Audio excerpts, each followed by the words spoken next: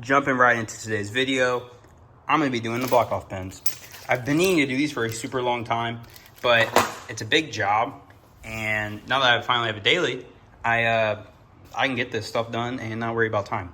So if you guys don't know, you guys need these at some point, or the Visconti valve cover, or the VTT valve cover. But I've heard some iffy things about the VTT valve cover. It is billet, so it's super nice, and you know, it's got the breather on it and whatnot.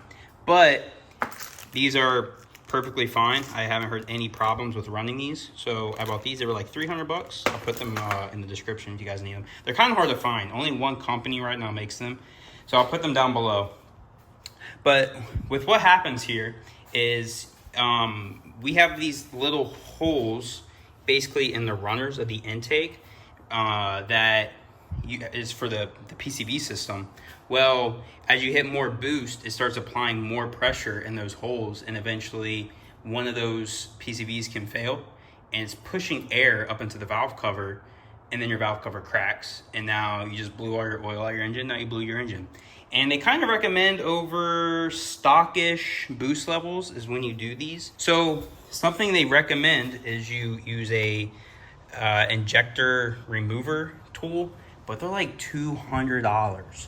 And I have a buddy that actually removed them without the injector tool. He just used zip ties. So I'm gonna try that, but I'm gonna start disassembling this, and I'm gonna show you guys as I go along doing it, kind of like all my other videos. And hopefully we don't break anything and we get this done in a decent time. But yeah, let's start. So first things first, I'm just gonna start disconnecting all the wires. So everything electrical is disconnected. Something I tried to make sure I did was disconnected it from the little things, which it's super easy.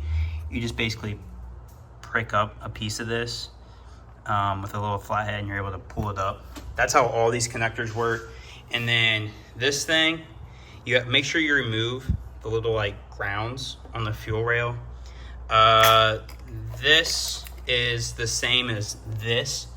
It's where you have to move this little pin. You can pull up on it. Make sure you get this guy here.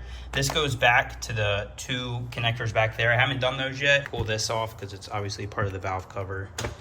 Yeah, everything electrical is off the valve cover now, besides those two things in the back. But next, I think I'm going to worry about my next biggest head herder is these fuel rails.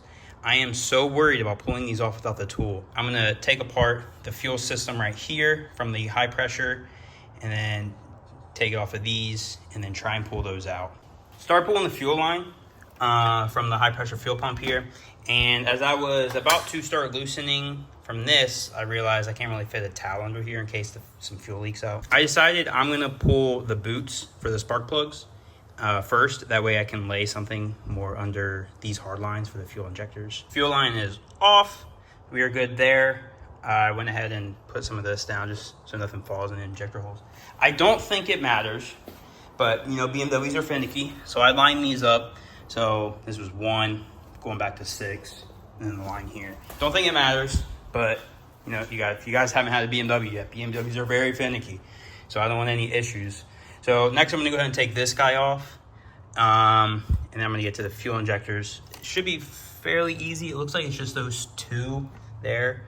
And then these guys is just these big ones. The little ones are what connect to the injector itself. So just doing these bigger ones, it should hold the injector to the like the hard line, the fuel line there. And high pressure fuel pumps off. You guys never seen one. This is what it looks like. I've never seen it. I mean, I have seen it. I haven't seen the inside of it. This is what it looks like, completely mechanical. There you guys go. You guys can get a quick visual. When I took this off, I did like 3 turns on one side and 3 turns on the other, then 3 turns and 3 turns. Don't know if that's required, but I didn't want to put a lot of pressure on one side being torqued down. And that's what the inside looks like. So be careful, because when I took mine off, there was little pieces of what looked like sealant. So just be careful when you try and pick that out so it doesn't get in there. Next, the injectors. Oh boy, I'm nervous. So by the way, for that is it's a T30. That'll zoom in. But those are T30s. And then for these things, they're the inverted, like Top Gun. This is a E8. Injectors are out. that wasn't as bad as I thought it'd be. It was kind of tricky because, as you see here, I did use a lot of zip ties because I tried to pull them out with that, but they kept breaking. And I hit up my buddy. He's done it before, but he didn't use zip ties. He actually used a flathead and another flathead, but I didn't have another long flathead. So it was super easy. You just take one, you kind of like put it under right here, and you take the other one and you put it like right here, and you just lift them up at the same time, and they pop out. Then with this one, I took one and I put this right there, and then with this one removed, I was able to put it like right here, and then again, pull up, they pop out. Once I figured that out and did it like that, it took me like 30 seconds and they came out. So they're over here. Again, I have them placed in where the engine is, so 1, 6, just like 1 and 6. All right, so we are now moving on. That was the most stressful part of my entire day. So next, I need to take this thing off because some of the valve cover bolts are actually behind it, and that's gonna be kind of difficult with the top mount turbo here.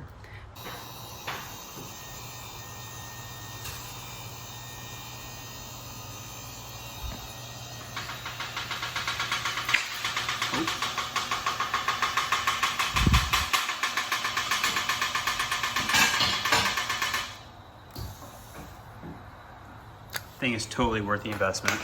Look at that, just like that, in like 10 seconds I raised the car up just enough.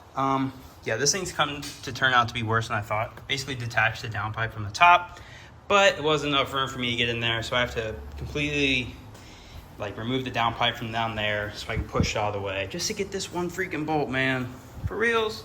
But 2 seconds later it's out, but it's gonna suck. Lining that thing up perfectly is a nightmare.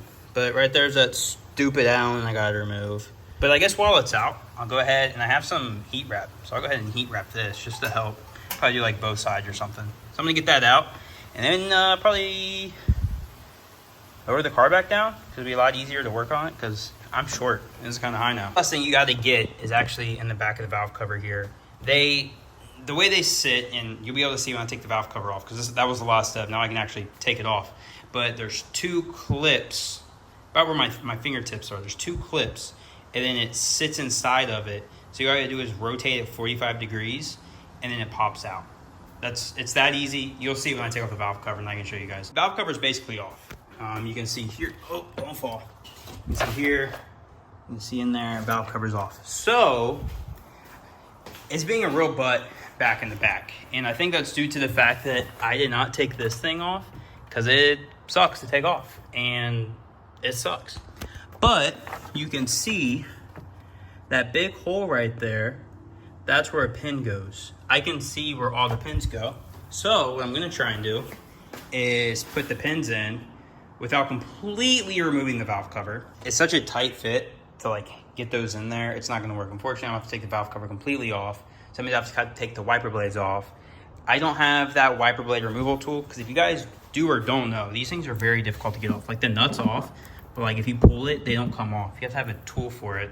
Apparently AutoZone has it, or Harbor Freight has it, and there's one of those close. Both of those are fairly close to me. So I'm gonna go swing by, see if I can pick one up, because I'm gonna have to remove pretty much this whole assembly so I can get this valve cover off completely, because I'm not able to get those pins in. There's no way I'm gonna be able to hammer in this back one. Boom, just like that. Got a windshield wiper on remover. Well, I finally got it off. That really sucked. So I had used that original tool I took a picture of. Then I went and got these, but these didn't fit because the angle on those is too much. So then I gotta take those back. But then I finally went and got this, literally the first tool I looked at when I went to AutoZone. This thing, but I was like, that's not gonna work. These are too big. This probably isn't wide enough. It ain't gonna work. It freaking worked. So the way you had to do it is you put it way down here at the end of the blade. You just pretty much, once you get it under there, you just slide it all the way down, and then you screw this in, and it pops out. It took me 10 seconds. So now I gotta go return that. I returned the other thing. But yeah, it's all off. So I'm only at like 16, 17,000 miles. So this is what it looks like in there. It's pretty clean.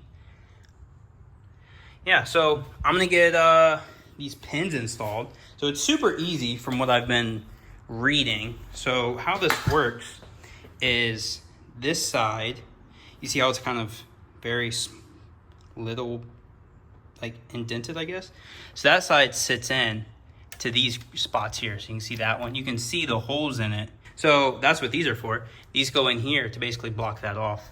And then they sit inside of here, like that. That's what it looks like inside your valve cover. Oh, I'm leaking oil.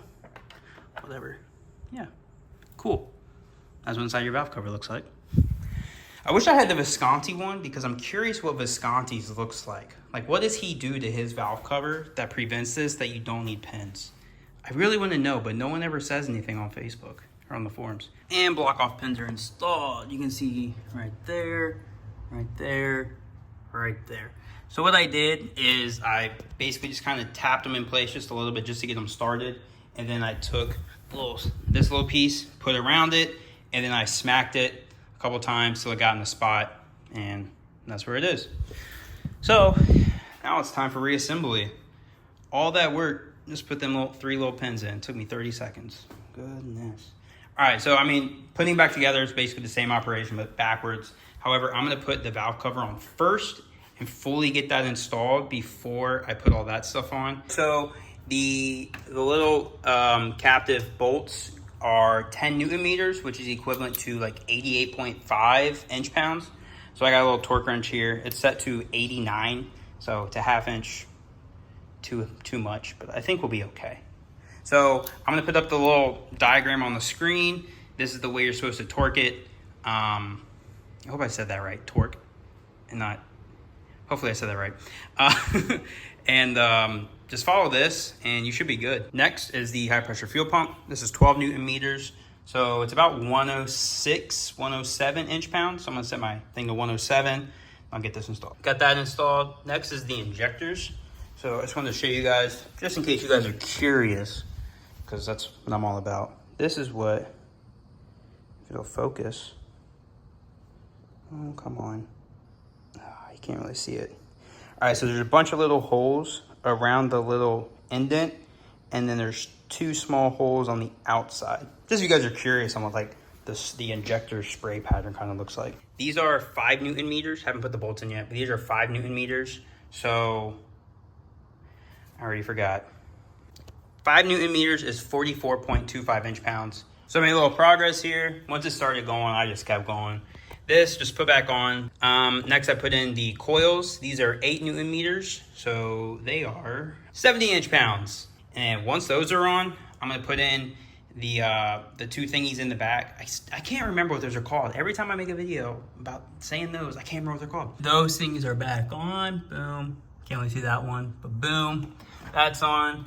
The high pressure or fuel feed line is on. That's tightened. Now it's literally just wires. So this is the easy part. I don't think I really need to give you guys a rundown on how to do this part. You just kind of plug it back in. And then once I finish with the wires, I'll kind of catch you guys back up. And then I'll start the car and we'll see what happens. Hopefully it starts. It's officially time to start. A little nervous, obviously. Obviously a valve cover's not a big job, but when it has this much electrical stuff, it's kind of scary, you know, that something's not right. While I did do all this, it was a great time for me to actually get some other stuff done. So I finally got to heat wrap this. I got to move around some wires. So it's a little better cleaned up, even though it doesn't look like it. It actually is. Fuel line that I had made back here wasn't very tight. It was tight, but it wasn't good tight because of having that bar there. I couldn't really reach back there, so I got that fixed up. Oh boy.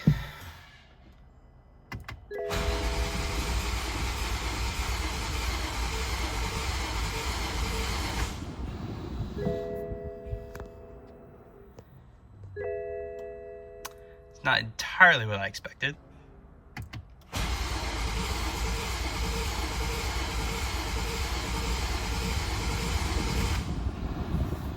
So we got super close. I went to start the car, and after like 5 or 6 starts, it still didn't start. However, on that last start, I finally got the, you know, like it was about to go. So my assumption is trying to get all that fuel and prime the high pressure fuel pump enough for these injectors to work. Probably requires a lot of priming. And I finally was right there, but it died. So now I got it hooked up, charging with the AGM setting. Obviously it's gonna take forever because AGM batteries suck. So here we are, I'm waiting. She bought some smoke, she was rich. Alright. Obviously don't need this. Alright, and now I wait to look for leaks. But she started, so we straight. And the PCV lockouts are working.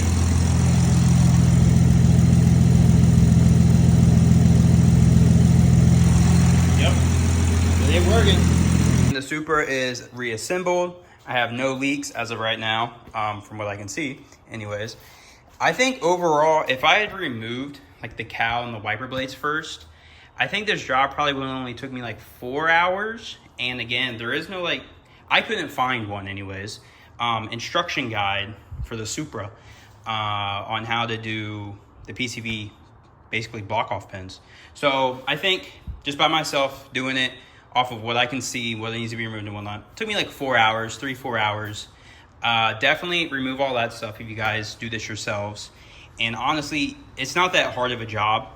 I would not take it to somebody to do this. I can imagine this would be a very expensive job, like $600-700 just in putting in these pins. So definitely try and do it yourself. You don't really require a whole lot of tools, just your basic tools and a torque wrench. I definitely recommend a torque wrench. It was definitely nice to see that it was working, you know, seeing some oil vapor come out of here and then some oil vapor coming out of my other one. I thought that was really neat to show that like it's actually working and doing what it's supposed to be doing. Anyways, that's where I'm gonna end this video. So if you guys like the video, let me know. If you guys have any questions or you guys want to see a specific type of video, let me know in the comments. I'm very responsive on YouTube and Instagram. So hit me up. See you guys later. Bye.